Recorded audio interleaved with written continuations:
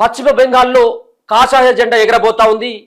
BJP party వ్యక్తి ఆడ ముఖ్యమంత్రిగా ప్రమాణ స్వీకారం చేయబోతా ఉన్నాడు. మొదటి నుంచి కూడా 5 రాష్ట్రాలకి, ముఖ్యంగా 4 రాష్ట్రాలతో పాటు ఒక ఊటికి జరుగుతున్నటువంటి ఈ ఎన్నికల్లో ప్రధానంగా బీజేపీ పార్టీ ఫోకస్ అంతా కూడా పశ్చిమ బెంగాల్ పైన పెట్టడం జరిగింది.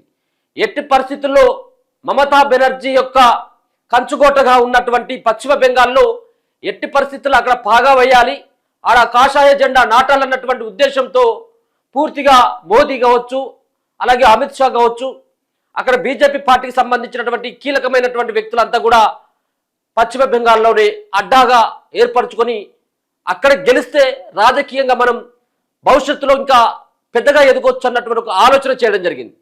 దాంట్లో భాగంగానే ఏకపక్షంగా క్లీన్ స్విప్ చేయడం జరిగింది. ముఖ్యంగా బీజేపీ పార్టీ ఏకంగా 190 నుంచి 195 స్థానాలని కైవసం చేసుకోబోతా ఉన్నది. అంటే ఎంత పెద్ద విజయం మనం అర్థం చేసుకోవచ్చు. అక్కడ 200 సీట్లలో మేము గెలవబోతూ ఉన్నామని చెప్పేసి పశ్చిమ బెంగాల్లో ఉన్నటువంటి ముఖ్యమంత్రి అయినటువంటి మమతా బెనర్జీ ఓట్ల తర్వాత ప్రకటించడం జరిగింది. సో ఎగ్జిట్ పోల్స్ ఎన్ని చెప్పినప్పటికీ మమతా బెనర్జీ కొంత ధీమాతో ఉంది. ఖచ్చితంగా ఈసారి మళ్ళీ నేను 4వసారి ముఖ్యమంత్రి అవుతానంటూ, కానీ 4వసారి ముఖ్యమంత్రి అవుతామన్నటువంటి ఆశల పైన కాషాయ పార్టీ బీజేపీ పార్టీ నీళ్లు చల్లడం జరిగింది.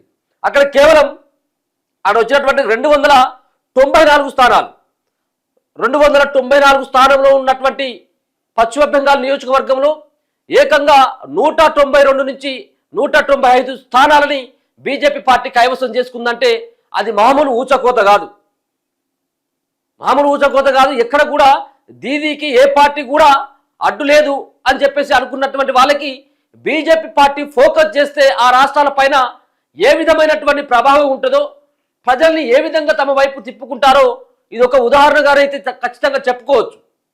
సో ఇదంతా కూడా పశ్చిమ బెంగాల్లో జరిగినటువంటి ఒక విధ్వంసం అనుకోవచ్చు, ఒక ఊచకోత అనుకోవచ్చు, మోదీ యొక్క చరిష్మా అనుకోవచ్చు, బీజేపీ పార్టీ హవా అనుకోవచ్చు. సో మొత్తానికైతే వార్ వన్ సైడే చేయడం జరిగింది. బీజేపీ పార్టీ వైపు వార్ వన్ సైడ్